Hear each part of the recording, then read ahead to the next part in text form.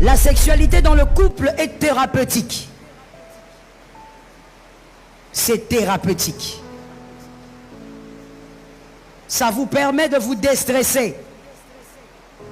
Ça chasse même certaines maladies. Ok? Je ne vous entends pas. Hein? C'est ok ou c'est pas ok? La sexualité dans le foyer unit le couple. Non seulement charnellement, mais aussi au niveau de leurs âmes. Les âmes s'unissent par la sexualité. Ainsi, vous allez remarquer qu'un couple qui fait longtemps ensemble, ils vont commencer à parler de la même manière. Ils vont commencer à réfléchir même de la même manière. Quand tu causes avec l'homme, ensuite tu causes avec la femme, tu as l'impression que les deux se sont entendus ou se sont concertés. Ils commencent à réfléchir de la même manière. La sexualité unit aussi les âmes. La sexualité dans le couple garde aussi en bonne santé. Ça garde en bonne santé. Et évidemment, ça vous permet de procréer. Mais n'oubliez pas que la sexualité dans un couple, c'est d'abord pour le plaisir du couple. Alors, dans la sexualité, il y a 3 grands dangers à éviter quand on est marié. 3. On va au premier. Le premier danger, une sexualité inexistante. C'est le premier à éviter. Vous êtes marié, mais vous avez une sexualité inexistante.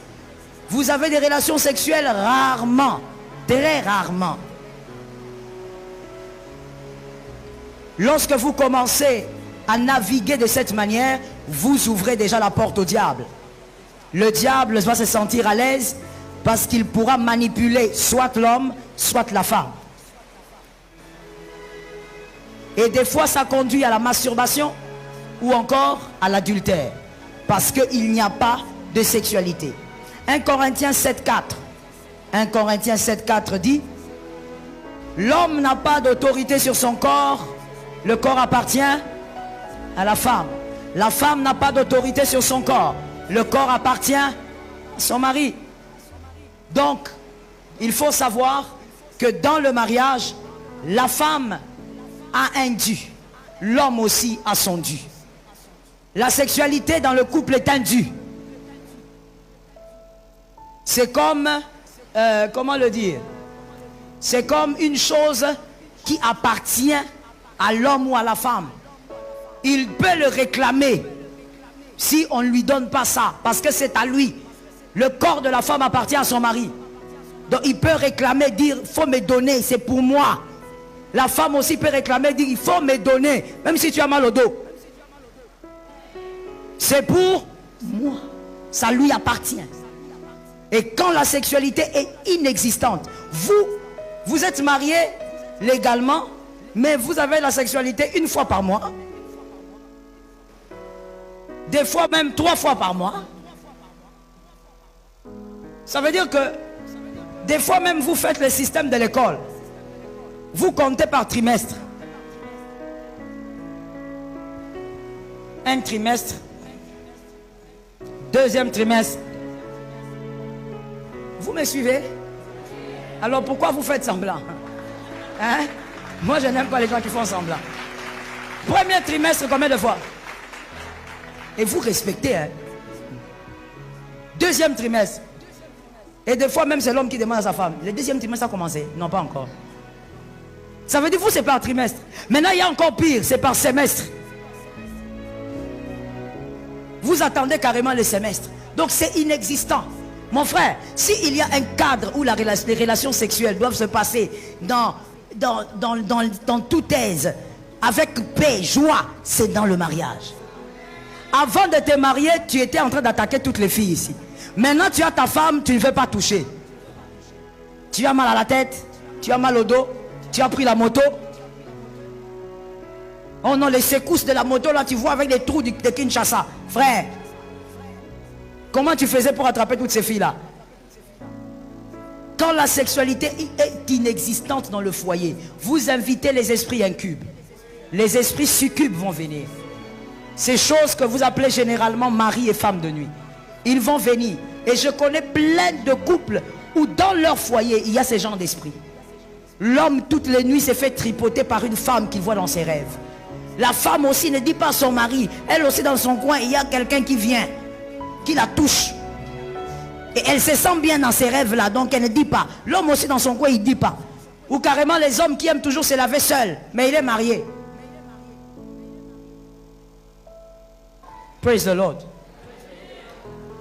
Il est marié, mais il aime se mettre dans la douche seul. Qu'est-ce qu'il fait là-bas? Et quand il entre, il ferme la porte à double tour. Chérie, tu te laves? Oui. Mais pourquoi tu as fermé la porte? Pour la sécurité. Sécurité de quoi, chérie? Moi-même, je sais. Il se masturbe. Il se masturbe. Beaucoup d'hommes mariés se masturbent. Oh, je parle à la jeunesse. Parce que je sais que les mariés vont faire semblant. Je parle à la jeunesse. Parce que vous, jeunes, vous ignorez ça. Vous croyez que on se masturbe quand on est célibataire. Mais les mariés, là, ah non. Beaucoup d'hommes que vous voyez se masturbent. Mariés. Pourquoi? La sexualité dans le foyer n'est pas ce qu'il espérait. Ça n'existe presque pas. On n'a pas le temps pour que je donne des raisons. Mais il n'y a pas de sexualité. Et donc, le diable vient aider chacun. Comme on l'a dit, c'est un besoin. Retiens pour la vie. Pour l'homme, la sexualité est une nécessité. Pour la femme, c'est un besoin. Retiens ça pour toute ta vie. L'homme que toi tu veux épouser là, ma soeur, tu veux te marier, tu dois savoir que sa sexualité n'est pas comme la tienne. Sa sexualité est une nécessité. Comme il boit de l'eau, c'est comme ça qu'aussi il doit avoir ça. Pour toi, c'est un besoin. À des moments tu as besoin, à des moments tu sens que tu dois avoir ton mari. C'est un besoin, mais pas pour lui. C'est comme ça qu'il y a des hommes qui peuvent commencer matin, midi, soir. Il a la cure. Je parle ou je laisse? On dirait que tu as envie d'entrer sous la terre là. Il y a des gens qui ont des cures. Matin, je peux conseiller les jeunes. Donnez-moi un amen alors. Je dis ceci. Restons seulement au Congo, hein? Parce qu'ailleurs, je ne sais pas comment ça fonctionne. Vous voyez au Congo ici, mon frère, c'est comme ça que j'ai dit que je ne pourrais pas répondre à cette question sur la chair dans peu de temps. Comment faire un bon choix? C'est comme ça que j'étais conseillé d'acheter le livre. Il y a beaucoup de paramètres qui entrent en jeu. Pour faire un bon choix, mademoiselle, monsieur, même le choix, est-ce qu'on m'entend? Savoir, cette tribu-là, ils sont comme ça en général. Il y a des exceptions, mais nous parlons de généralité. Il y a des gens qui sont très chauds. Chez eux, et les femmes et les hommes sont terribles. Chez eux, donc, c'est la cure de la quinine. Pour toi qui ne connais pas la quinine, la cure du palu. Matin, midi, soir. Et ils n'ont pas de problème. Homme ou femme. N'est-ce pas? Mais il y a aussi des tribus qui sont un peu plus froides. C'est pourquoi même ils ne mettent pas au monde beaucoup d'enfants. Je refuse de citer les tribus dont toi-même il faut que je fonde. Je ne vais pas être fusillé dans les réseaux. Donc je ne vais pas citer les tribus. Toi-même tu es congolais, tu sais de quoi je parle, tu peux réfléchir. Il y a des tribus qui n'ont pas beaucoup d'enfants. Pourquoi? Parce qu'ils ne sont pas chauds. L'homme peut prendre sa femme lundi et puis il la laisse, il abandonne. Jusqu'au lundi après 3 semaines. Et puis c'est pas un problème. Pour lui c'est pas un problème. Mais il y a des tribus. Quand toi tu es par exemple de cette tribu où là on est un peu froid. Tu prends une fille qui est chaude. Papa. Tu vas prendre les gingembre. Tu vas mélanger avec les racines. Tu vas mélanger avec des choses. Des boules que je ne connais pas. Mais qui existent. Tu vas faire des choses que tu vas piler. Tu vas malaxer. Tu vas boire des soupes. Et vous savez, je le dis parce qu'aujourd'hui, en tant que pasteur, je sais que ce sont des réalités qui déstabilisent les foyers. Cette incompatibilité-là. Moi, j'ai déjà reçu un monsieur qui me dit, maman, ma femme est malade. Elle est malade. Ou elle a un démon, il faut prier pour elle.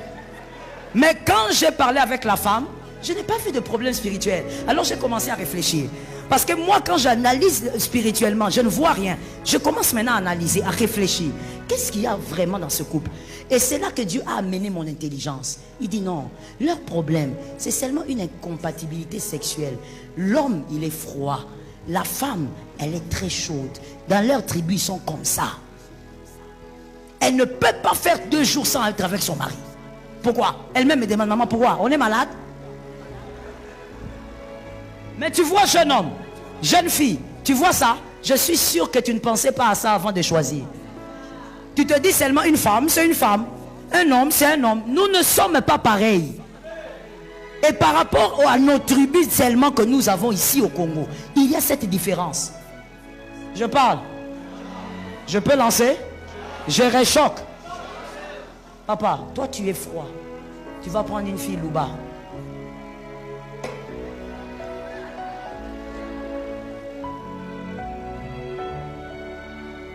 Tu vois, tu vois la fille Louba là? Ne suis pas les parler en langue. Je suis dans les généralités. Des exceptions il y a, moi je suis dans les généralités. Frère, tu es du bas Congo. Tu vas prendre une Louba. Tu vas mourir. Donc ça veut dire que tu vas asphyxier. Donc tu vas aller demander à Dieu, qu'est-ce que j'ai fait? Où est-ce que j'ai péché? Je suis dans les généralités. Il y a des exceptions. Mais je parle des cas généraux, sinon on ne pourra pas enseigner. On n'enseigne pas par rapport aux particularités ou aux minorités. On parle par rapport aux généralités. Tu vas mourir. On te le dit pas. Ton papa ne te dira pas ça. Pour ton papa, c'est un tabou. Pour ta maman, c'est un tabou. Moi, laisse-moi te le dire ça ici à l'église. Ce genre de choses ont créé des problèmes dans des foyers aujourd'hui.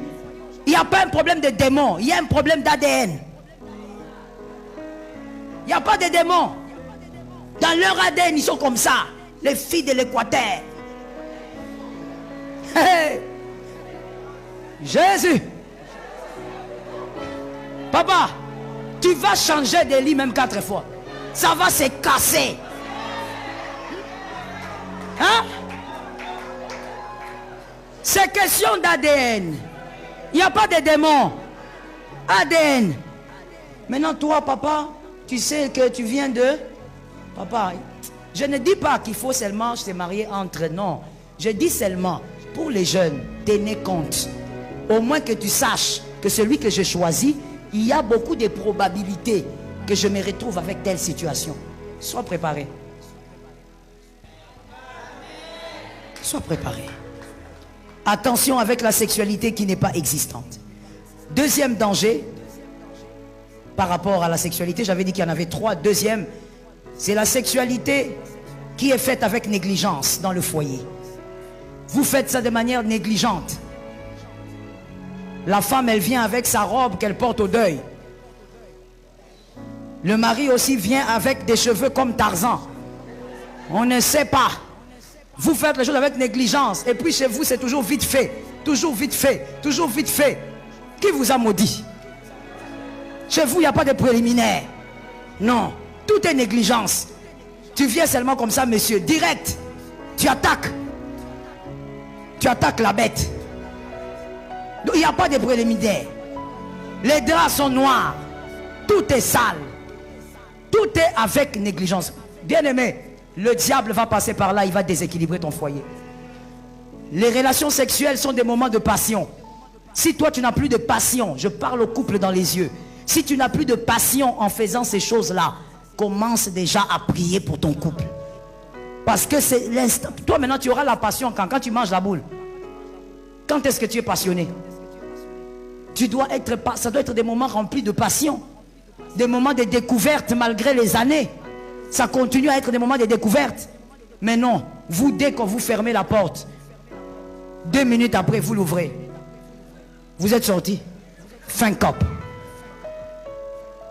Même les, vous savez les enfants qui sont dans la maison là, surtout les grands enfants, ils savent non? N'est-ce pas? Si vous avez une fille de 17 ans, elle ne sait pas. Même, des fois même 12 ans. Elle sait, avec la technologie d'aujourd'hui, ils savent. Alors ils remarquent seulement. C'est tous les garçons qui ont, le garçon qui a 17 ans à la maison, 19 ans. Lui-même déjà il a une copine. Alors il voit papa qui entre. 2 minutes après, papa sort. Il dit, viens à dépasser.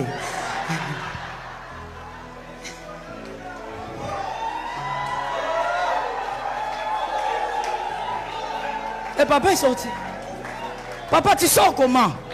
Comment tu es sorti, papa? Ça fait 2 minutes que tu es entré là. Non? Et puis ce qui est marrant avec l'histoire, c'est que quand papa sort là, 1 minute après, il fait ça. Ça veut dire donc pour lui, il a bossé là. Bien aimé, une sexualité négligente, ça va vous détruire. Parce que j'ai dit, chez l'homme, c'est une nécessité. Chez la femme, c'est un besoin. Tu finiras par te demander comment tu vas faire pour te sentir bien. C'est là où le diable va vous aider. Le diable va vous donner des astuces très diaboliques. Et ça va vous détruire. Que l'Éternel nous épargne. Et vous entendrez même certains hommes dire, maman, moi, ma femme, je ne la comprends pas. Oh oui, j'ai reçu des hommes comme ça. Je ne la comprends pas. Elle ne veut pas que je l'embrasse. Elle n'aime pas les embrassades. Moi, j'aime les préliminaires. Mais c'est elle.